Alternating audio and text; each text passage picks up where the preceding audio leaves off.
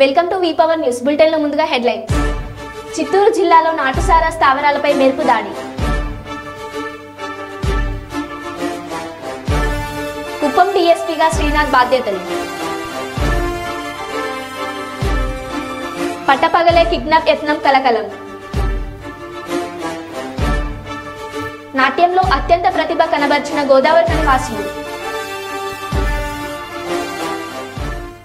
ఇక వివరాల్లోకి వెళ్తే కుప్పం మున్సిపాలిటీలోని 16, 17, 12 వార్డులకు సచివాలయం 2లోనే విధులు నిర్వహిస్తున్నారు. ఇప్పుడు దాన్ని టీబీ రోడ్లో ఓల్డ్ ట్రెజరీ ఆఫీస్గా మార్చడం జరిగింది. కాగా ఈ రోజు నుండి 16, 17, 12 వార్డుకు సంబంధించిన విధులు 3వ సచివాలయంలో నిర్వహిస్తున్నారు. Kuppam municipal chairman doctor Sudheer సహకారంతో ఆఫీస్ను మార్చడం జరిగింది. ఈ ఆఫీస్ ప్రారంభోత్సవ కార్యక్రమానికి ముఖ్య అతిథిగా విచ్చేసిన కుప్పం డెస్కో చైర్మన్ జిఎస్ సెంధిల్ కుమార్ గారు విచ్చేసి రిబ్బన్ కట్ చేసి సచివాలయాన్ని ప్రారంభించారు. సచివాలయ పూజా కార్యక్రమానికి బాబుస్వామి హాజరయ్యారు.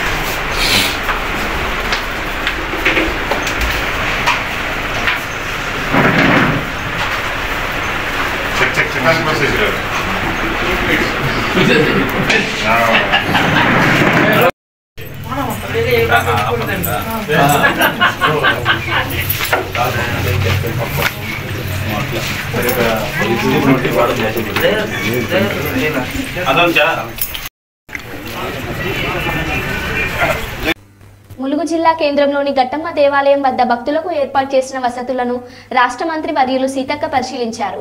మేడారం సమ్మక్క సారలమ్మ దేవతలను దర్శించుకునే ముందుగా లక్షలాది మంది భక్తులు గట్టమ్మ తల్లిని దర్శించుకుంటారు. భక్తులకు మంచినీటి సమస్య, మరుగుదొడ్లు, ట్రాఫిక్ సమస్యలు తలెత్తకుండా పోలీసులు తగు జాగ్రత్తలు తీసుకోవాలని మంత్రి సీతక్క అధికారులకు పలు సూచనలు చేశారు.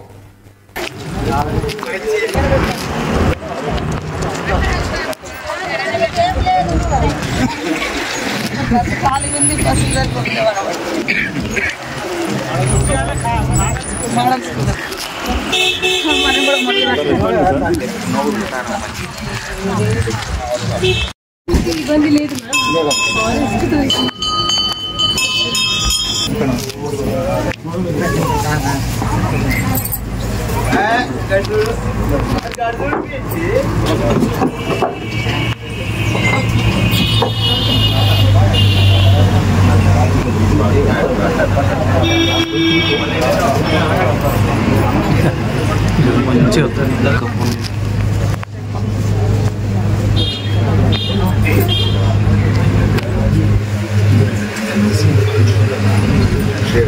హ్యాపీ బర్త్డే ఇక్కడ చేస్తున్నాను.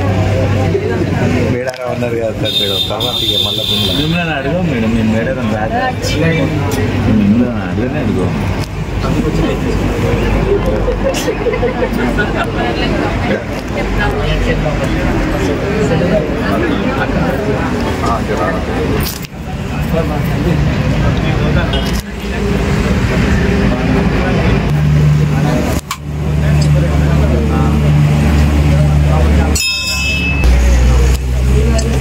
చెప్పారు కొబ్బరి కొట్టేది.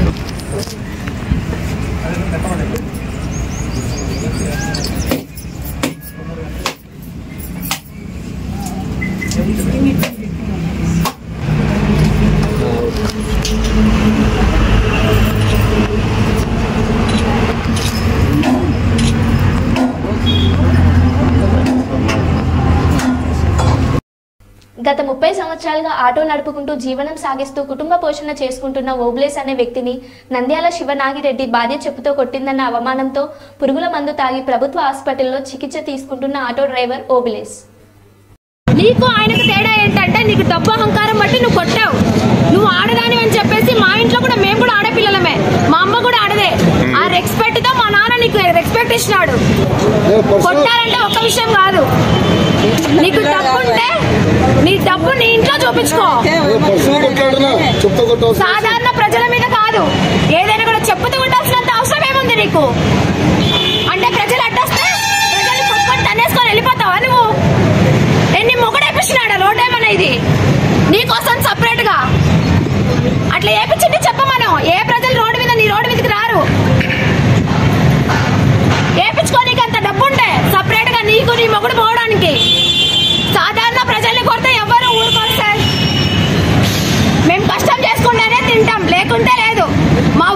ఇది. నా పేరు స్వప్న. రోడ్డు మీద అడ్డొచ్చినారని చెప్పి బీజేపీ ఆధ్వర్యంలో అయోధ్య దర్శన్ కార్యక్రమంలో భాగంగా గత రాత్రి మంచిర్యాల రైల్వే స్టేషన్ నుండి మంచిర్యాల జిల్లాలోని 1000 మందికి పైగా రామభక్తులు మంచిర్యాల రైల్వే స్టేషన్ నుండి ఏర్పాటు చేసిన ప్రత్యేక రైలుల్లో అయోధ్యకు బయలుదేరి వెళ్లడం జరిగింది. ముందుగా బీజేపీ మంచిర్యాల జిల్లా అధ్యక్షులు రఘునాథ్ వెర్రెవల్లి గారి ఆధ్వర్యంలో మంచిర్యాల పట్టణం వెంకటేశ్వర టాకీస్ నుండి ముకారం చౌరస్తా మీదుగా రైల్వే స్టేషన్ వరకు రామభక్తులతో కలిసి శోభయాత్ర నిర్వహించడం జరిగింది. పెద్దపల్లి పార్లమెంట్ కన్వీనర్ వెంకటేశ్వర్ గౌడ్ గారు ప్రత్యేక రైలుకు జెండా ఊపి ప్రారంభించడం జరిగింది.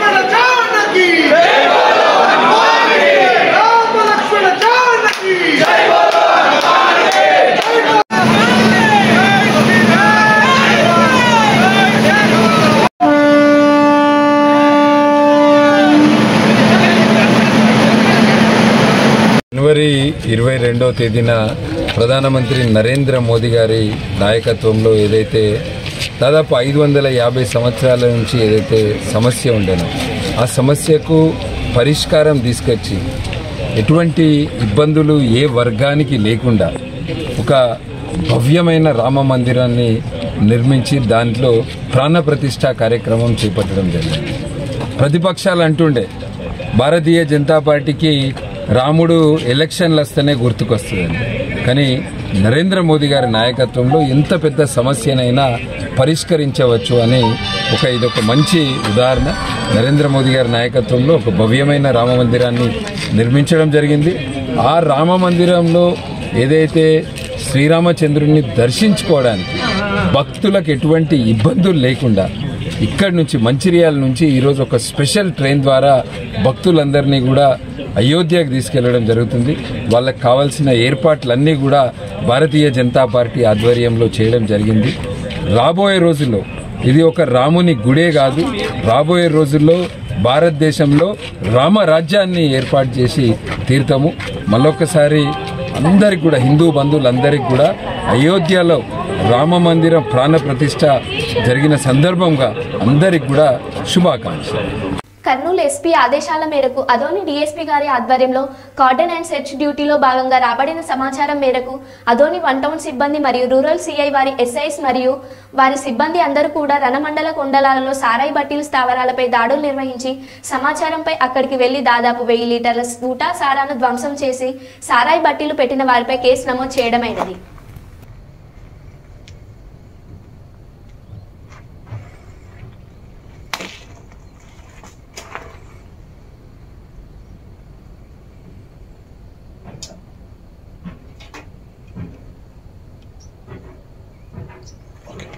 స్లోగా తిప్పాలా స్లోగా తిప్పాలా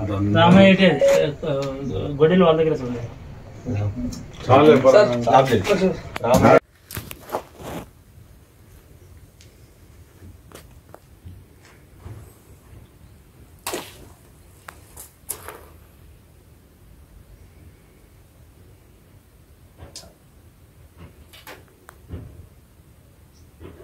చిన్నగూడూరు మండలంలో కాంగ్రెస్ సీనియర్ నాయకులు రావుల రామరెడ్డి నివాసంలో పత్రికా సమావేశం నిర్వహించారు.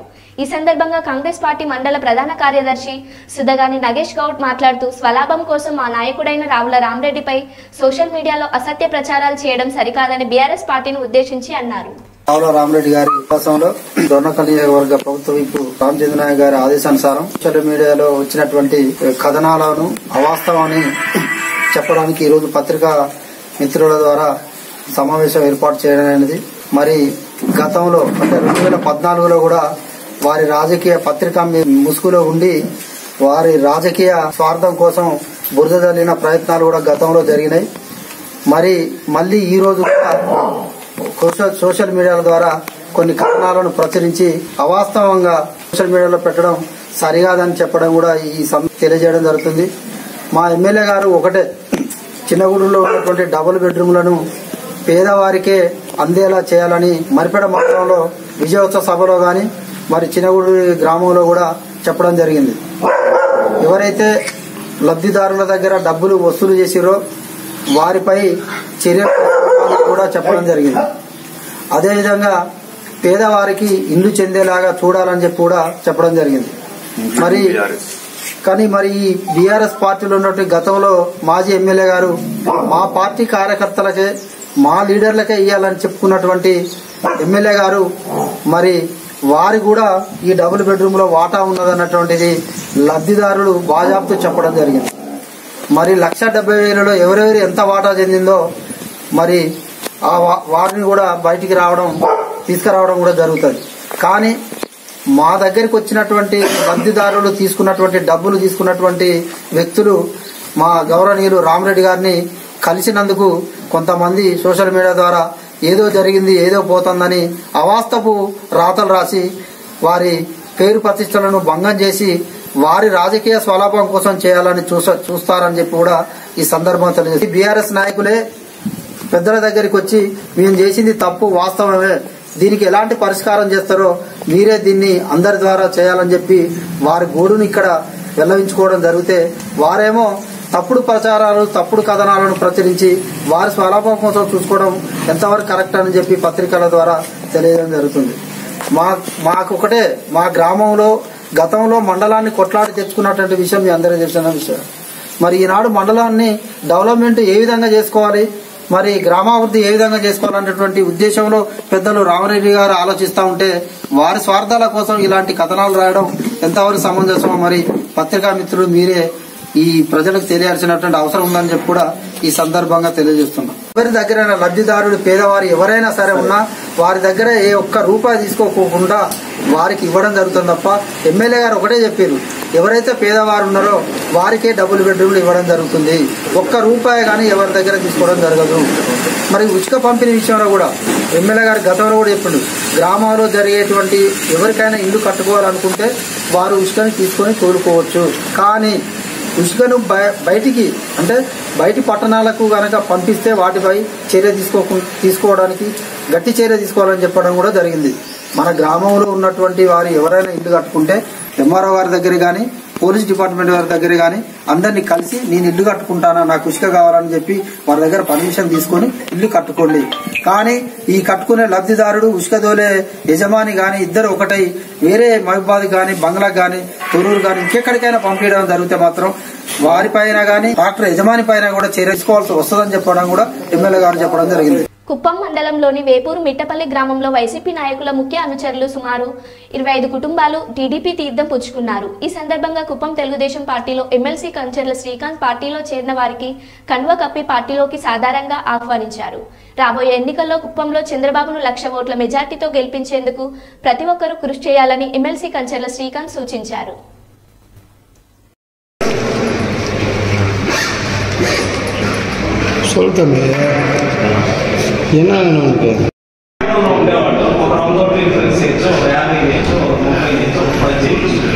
మన స్ట్రక్చర్లో ఉండేవాడు మనం సీరియస్గా చేస్తే 1,80,000 తెలుగుదేశం పార్టీ పడేదానికి అవకాశం. ఇవన్నీ వదిలేసి 24 గంటలు ఇప్పుడు బిజినెస్ విషయం కూడా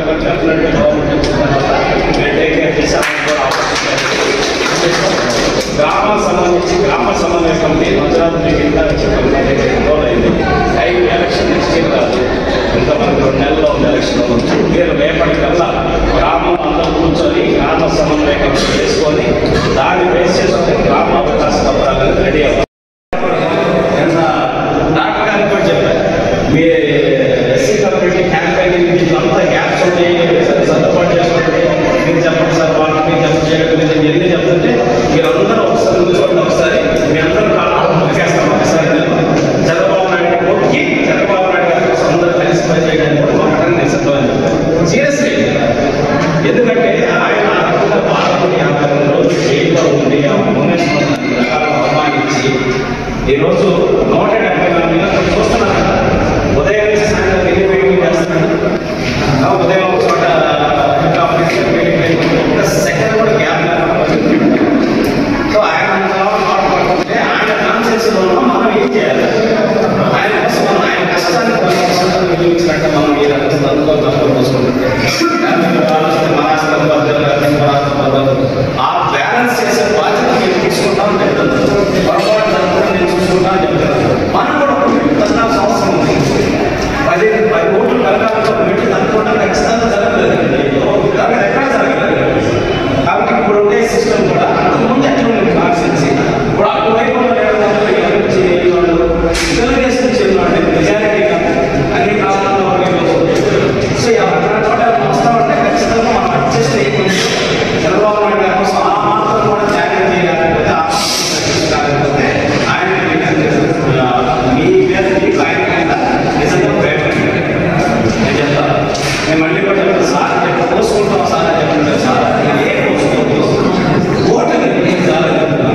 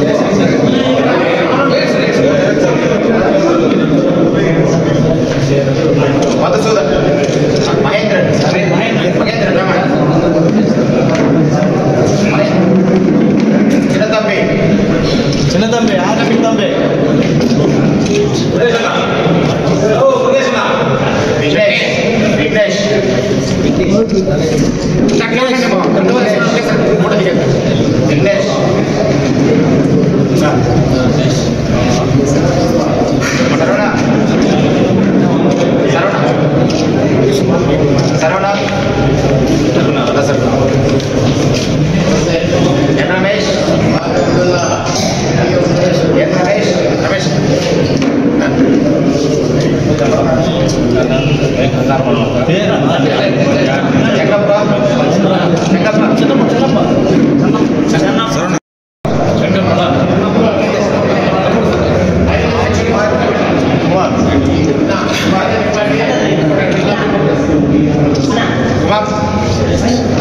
ఎస్ ప్రభు మళ్ళీ పట్టుకో ఫోటో గ్రూప్ కూడా మెసేజ్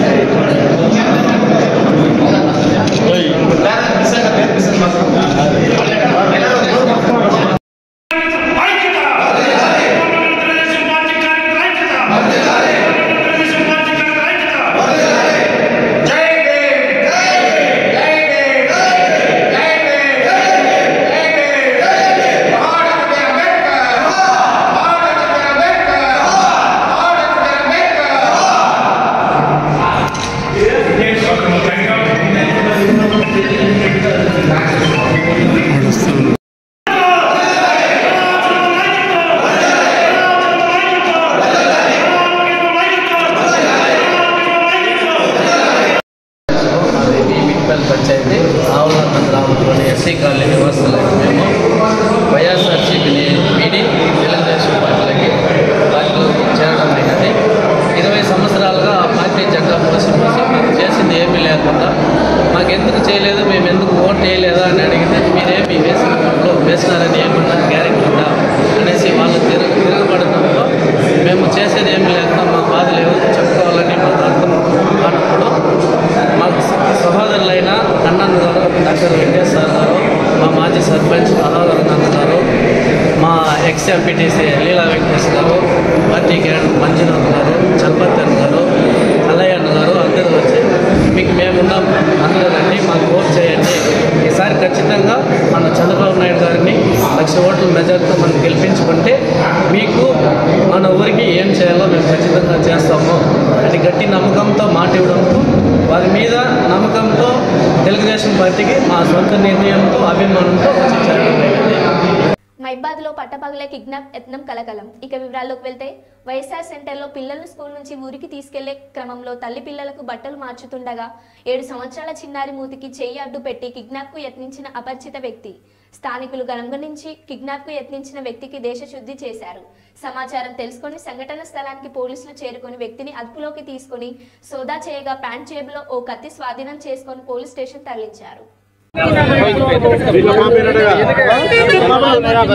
వాళ్ళ పాప అనుకునేసి గుంజిండా అనేసి అంటాను ఆయన.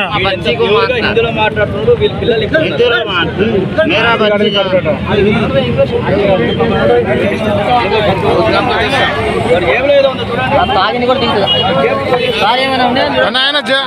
సార్ జేబులో చూడండి ఆయన ఉన్నదంట.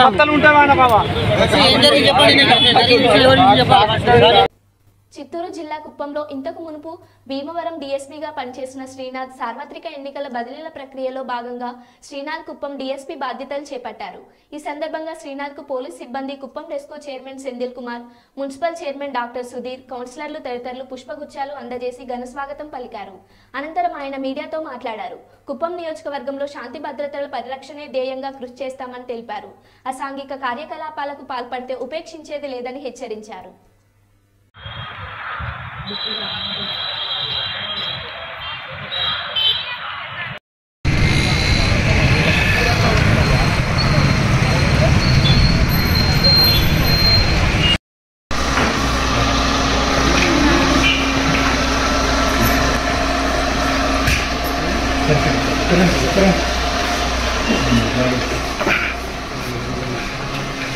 మెసేజ్ లేదు చంద్ర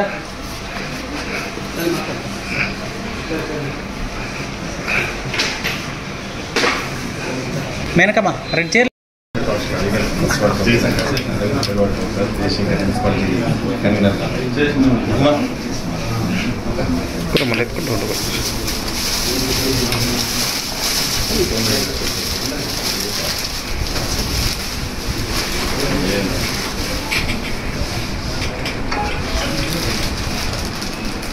happy to have young dynamic officer, first DSP of Kuppam.